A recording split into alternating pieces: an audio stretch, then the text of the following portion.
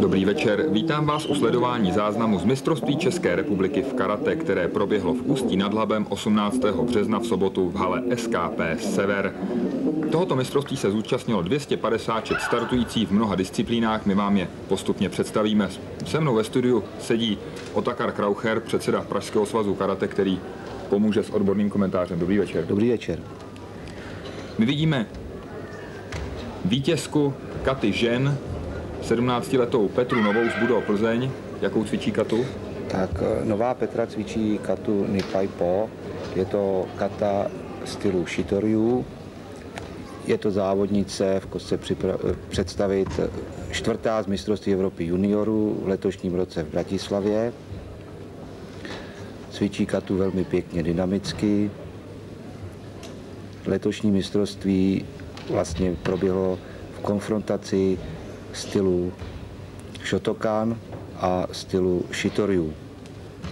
Zdá se, že ten styl Shitoryu nemá takovou tvrdost jako například Shotokan. Ano, je to styl, který převážně cvičí Italové, je to měkčí styl, na rozdíl od stylu Shotokan, který je tvrdý, dynamický, prostě takový mužský styl.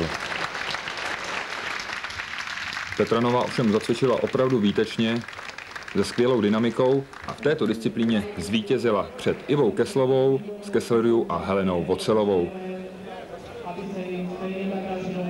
Možná, že našim ženám a našim mužům prospívá spolupráce s japonským mistrem Hidem Ochim, který žije v německém Botropu a má právě na starosti část reprezentace, která se věnuje katám. Ano, máte pravdu, pan Ochi je šéf-trenérem reprezentace kata, kategorie mužů i žen.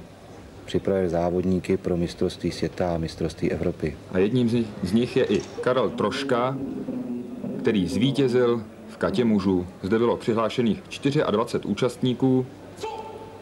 Karel nám předvede katu Unsu, je to kata mistrovská stylu Shotokan. Můžete sledovat trochu rozdíly v pojetí a v dynamice, v tvrdosti této katy.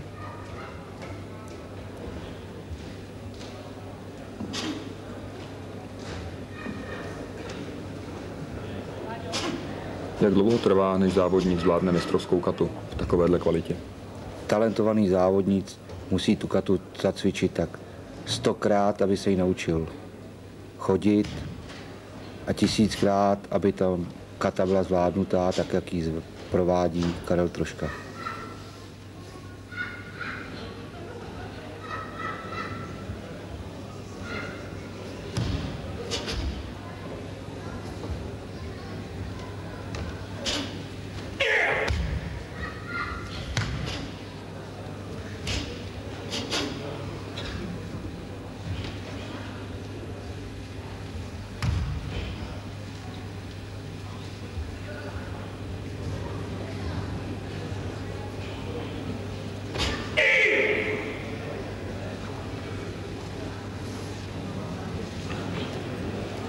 To byl závěr katy Karla Trošky. Mezi muži to bylo opravdu hodně vyrovnané. Druhý skončil Pavel Znamenáček ze Slovanu Ústí nad Labem a ten prohrál o pouhou 10 bodu. Třetí pak skončil Radek Drápa.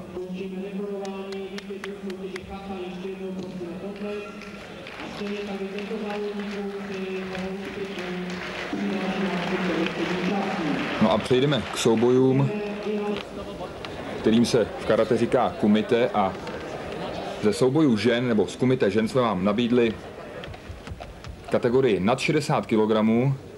Ve finále se tam potkala Petra Strnadová, 19letá závodnice Narama Plzeň, a naše snad nejúspěšnější žena Jana Sýkorová z Růže Sokolov.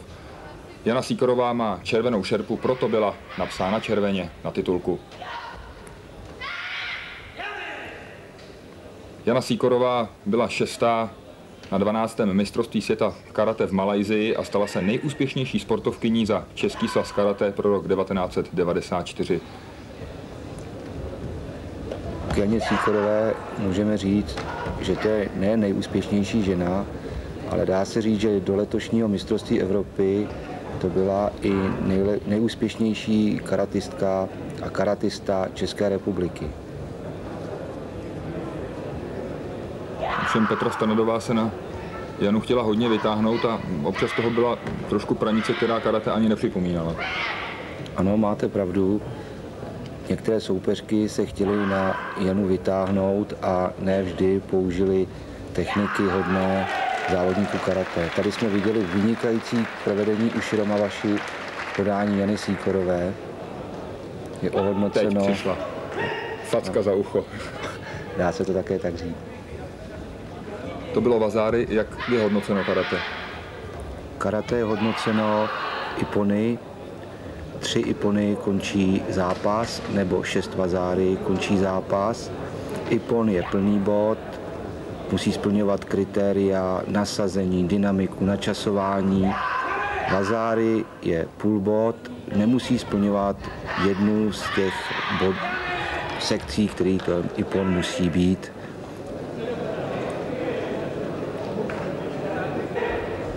V současné době jak vypadá karate? Před 3 roky se kontakt například na obličejovou část vůbec nepřipouštěl. Jak hodnotí rozhodčí dnes? Bojování karate se změnilo, za poslední asi 3 roky nastal takový konfrontační boj v karate v Evropě, kdy údery vedené na hlavu, pokud nezpůsobí zranění a je tam přiměřená síla, dají se uznat za Wazáry nebo Ippon. Jako v tomto případě Sýkorová provedla kontakt s obličejem soupeřky, ale nedošlo ke zranění, proto bude uznán jako Wazáry. Jak se závodníci chrání? Závodnice používají protektory na ruce, dále mají chrániče prsou. Karatisti používají suspenzory, protektory na ruce a obě kategorie mají povinné chrániče chrupu.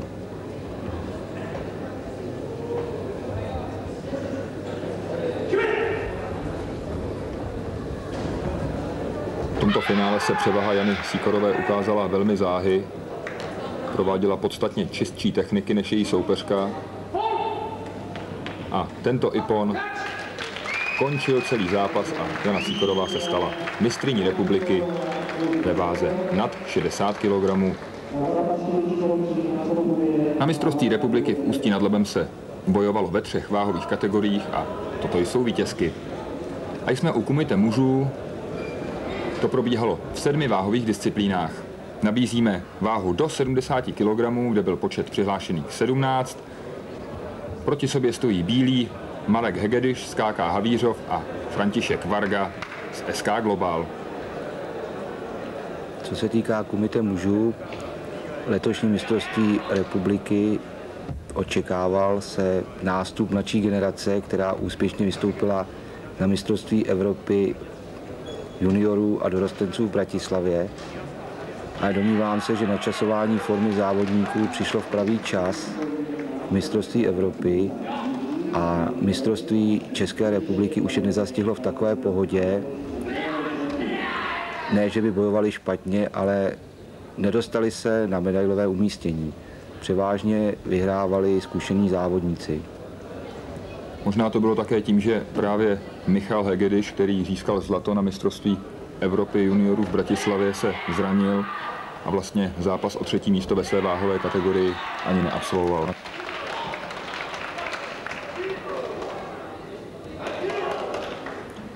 Jaké jsou styly obou závodníků? No, styly se trošku od sebe liší.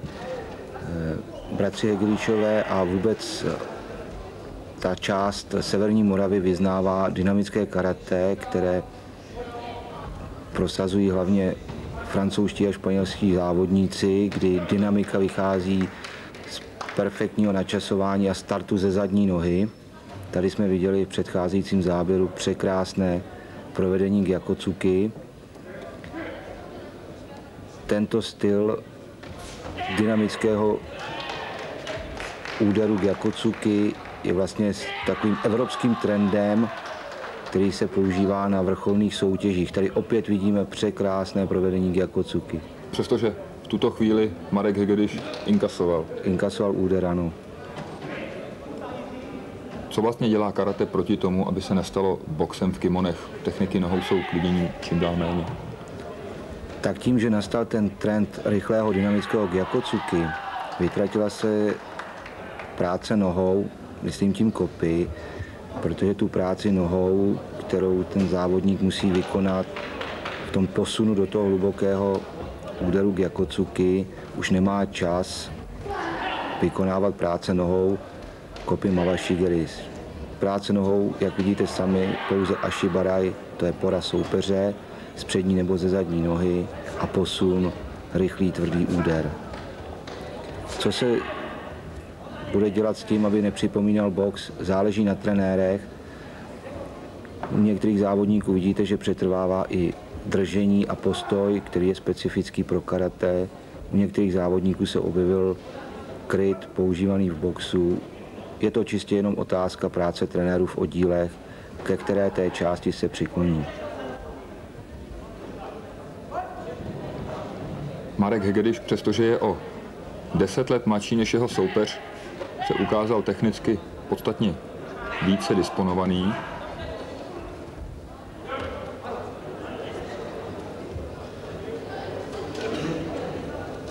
Bodoval vícekrát, to nutilo jeho soupeře ke stále riskantnějším útokům. Ovšem občas to vyšlo. Jako v tomto případě. Marek Hegediš techniku nedotáhl do konce a jeho soupeř byl tím šťastnějším, který Vasari získal. Co to ukazuje rozhodčí? Signál rozhodčího neviděl jsem, překřížené praporky před očima. Kolik rozhodčích vůbec rozhoduje jeden zápas, jak jsou rozmístěny na tatami? Je to návrat k takovému staršímu rozhodování, který by měl být objektivnější, kdy je zápasový rozhodčí uprostřed a dva praporkoví soudci v rozích proti rozhodčímu. Je to zároveň uděláno pro snímání televizí, kdy rozhodčí nebrání svým pohybem po zápasišti snímáním televizních kamer.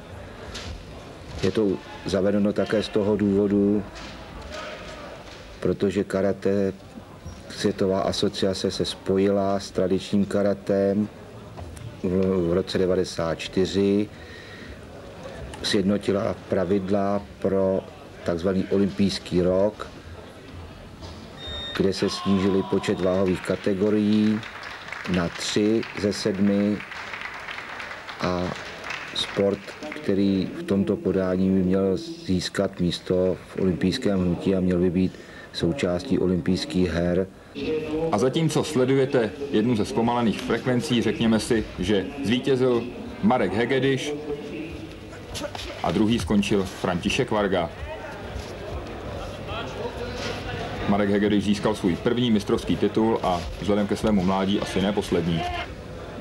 Jsme u další váhové kategorie do 80 kg.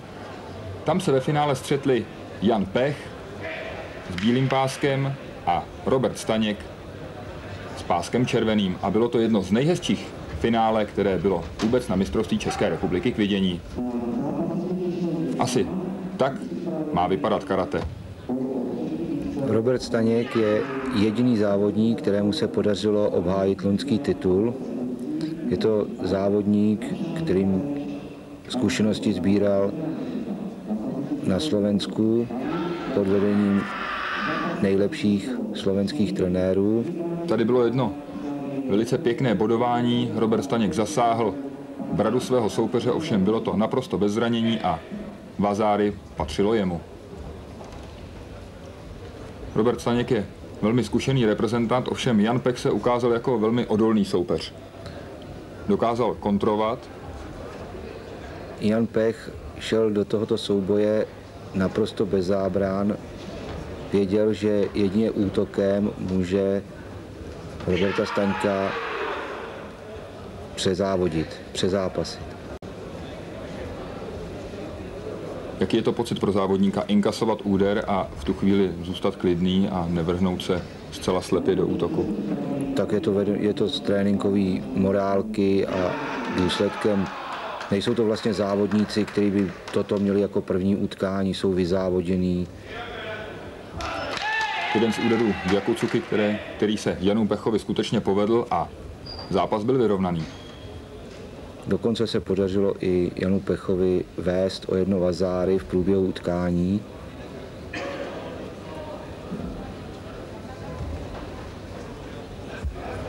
Hned po skončení mistrovství republiky vyhlásil trenér Josef Talpa nominaci na květnové mistrovství Evropy v Helsinkách a mezi nominovanými byl i Robert Staněk.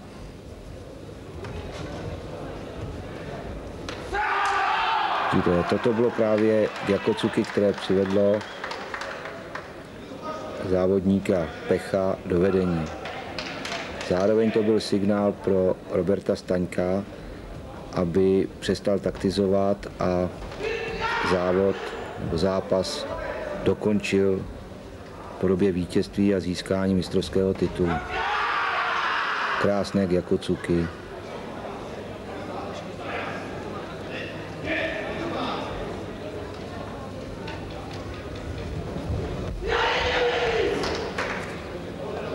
Jan Pech inkasoval další úder. Technická převaha Roberta Staňka se začínala ukazovat ve své velikosti.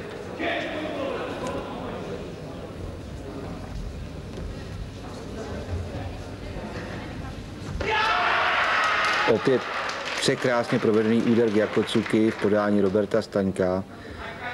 Počátek útoku opět je vidět z dynamiky nohou.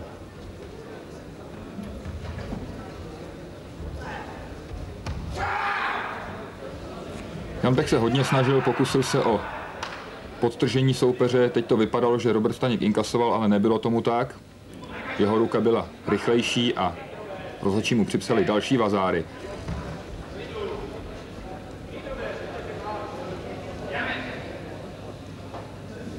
Malinká nepřesnost rozhodčího, což se v takovýchto utkáních i stává.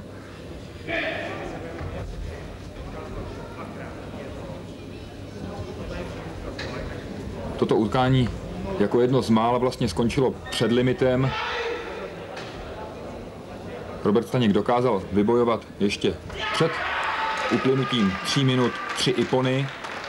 Teď si chutě zařval, protože věděl, že obhájil mistrovský titul ve své váhové kategorii.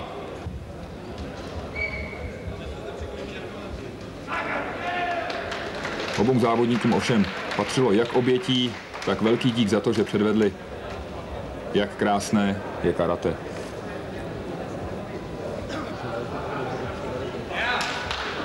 Váhovou kategorii nad 80 kg jsme vám nabídli především proto, že v ní bojoval Jan Bystriánský proti Karlu Pavlasovi a Janu Bystriánskému je považte 44 let. I v těchto letech se dá provozovat karate na velice vysoké úrovni a Jan Bystriánský, přestože nakonec mistrovský titul nezískal, byl